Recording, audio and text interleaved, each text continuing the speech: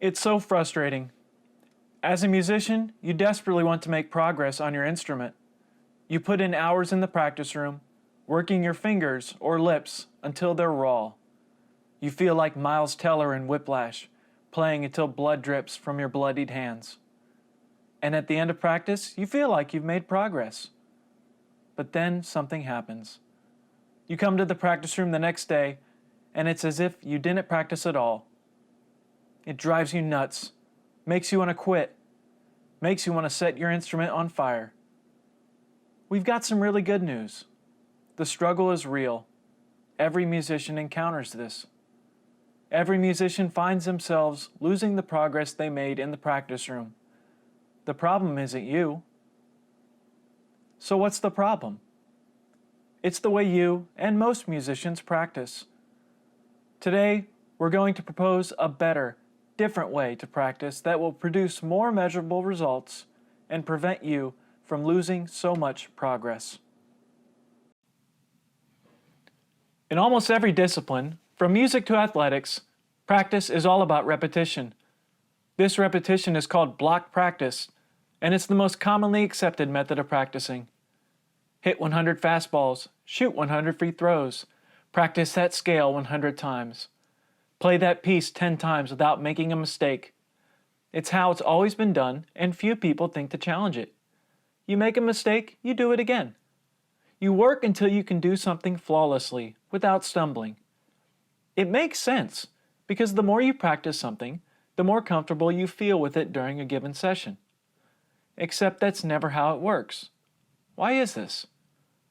Because block practice leads to very quick improvement during a training session, but slow improvement overall. Block practice makes it feel like you're killing it, but that feeling is always temporary and deceiving. Let's talk about random practice schedules, or interleaved practice. Interleaved practice means breaking down the practice session into much smaller segments, and then alternating between those parts during the entire length of the practice session. For example, let's say you're working on learning 3 scales in the key of G. Normally, you would spend the practice repeating a single scale over and over until you feel comfortable with it. Then you would move to the next scale without ever returning to the first. With interleaved practice, you switch between the different scales every few minutes, forcing your brain to restart the learning process with each task. This method of practice is actually quite uncomfortable. You can't really develop the smooth rhythm you can when using blocked practice schedules. But it really is more effective when it comes to learning things. Studies have been performed on athletes, medical students, and college students. The research has shown that they are able to learn more effectively when using interleaved practice. Deliberate practice is the idea that, contrary to popular belief, most highly successful people did not become successful thanks to their inherent talent. Outstanding musicians are not primarily the result of being prodigies. Instead, greatness comes from deliberate practice. The point is this: the importance of talent is a myth, and greatness is learned through hard work and deliberate effort. Deliberate practice means that you have a plan, and you work on exactly the areas that need the most work. It's not easy, but it is the most effective use of your time. So, how should you implement interleaved practice into your own practice sessions? Instead of spending long sessions working on a single task or musical excerpt, choose several different ones to focus on and then alternate between them. Here's an example. You can see how the practice is broken into sections, constantly moving back and forth between exercises. The key is simply finding what works for you.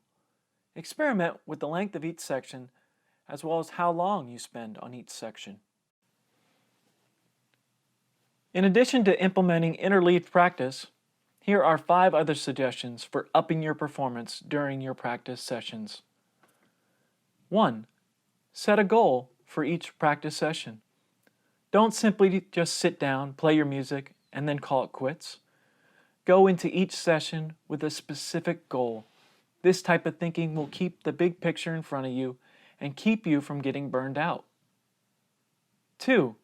Map out your practice sessions. This ties in nicely with interleaved practice. Write out your warm-up exercises, what you will focus on during the meat of the practice, and how you will cool down. 3. Add in physical challenges. This may sound odd, but some researchers have suggested that something as simple as playing a piece while standing on one leg can carve out new neural pathways in the brain and improve your overall performance. 4. Keep your supplies nearby. Keep all your supplies handy in your practice space. This obvious, yet often overlooked advice keeps each practice session flowing smoothly, without interruptions. And finally, reward yourself. Look, practice is hard work. It's supposed to be. By the end, you should feel a bit drained mentally and physically. After practice, give yourself a reward. You've earned it. Ice cream, candy, a nap, whatever will motivate you to keep going during the practice.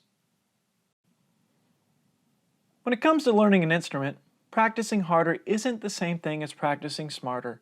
After all, what benefit is it to practice hard if you lose 90% of that practice afterwards? Interleaved practice is both harder and smarter. You won't feel as comfortable while you're doing it, but you may be amazed by the results. Now what are you waiting for? Pick up that instrument and go. Thank you for watching, and don't forget to subscribe for more videos to help you improve.